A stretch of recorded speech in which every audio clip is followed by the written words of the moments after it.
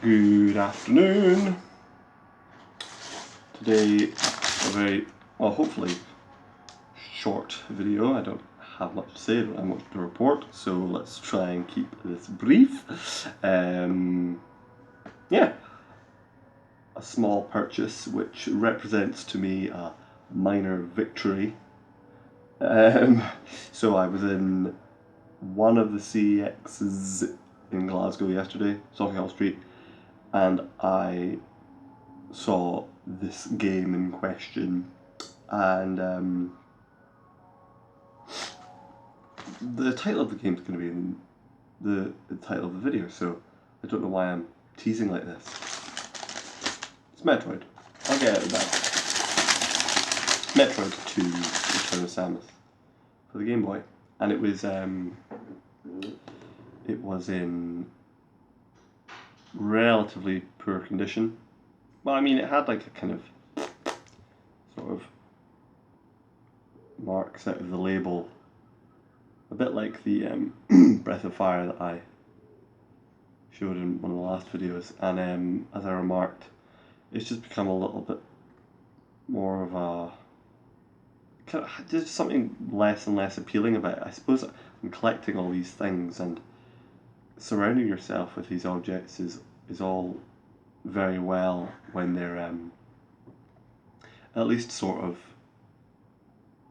attractive looking to some extent, but if they're all scuffed up, it just becomes just a bit, I suppose I may be putting a bit too serious a point on it to say that is what brings out the absurdity of the hobby, but it's just in a very obvious way less appealing.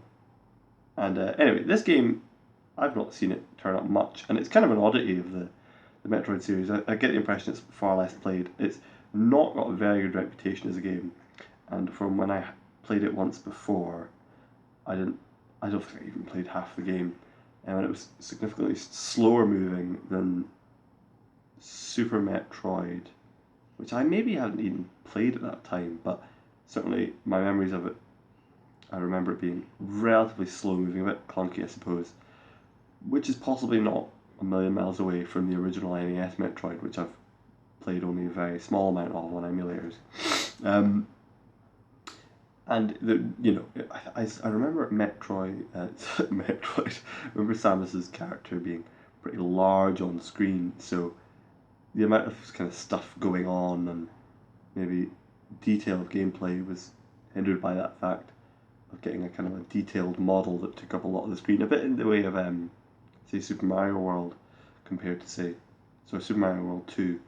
Seems like your character takes up a large proportion of the screen, which I think sort of cuts down on detail when it comes to an action platforming game. Anyway, so the slightly uncommon nature of the game and it being kind of interesting as an underplayed or an underplayed game or one given less attention in the series. I was kind of tempted to buy it, but I put off doing so. I thought, this is not so rare that I won't find another one, and it's bound to be in better condition, and this was yesterday, and I go today to the other CEX on Union Street, and there you have it. So, yes, a minor victory. I will play this. I look forward to playing it, forming my own opinion on it, and I just love Game Boy games. I think there's something really interesting about the catalogue of games for the Game Boy. There's a lot of unusual games on the Game Boy, and there's a lot of games that I'm not familiar with or only slightly familiar with. So Game Boy games really attract me, and especially kind of Game Boy pre-Game Boy Color even. So yeah, Metroid 2.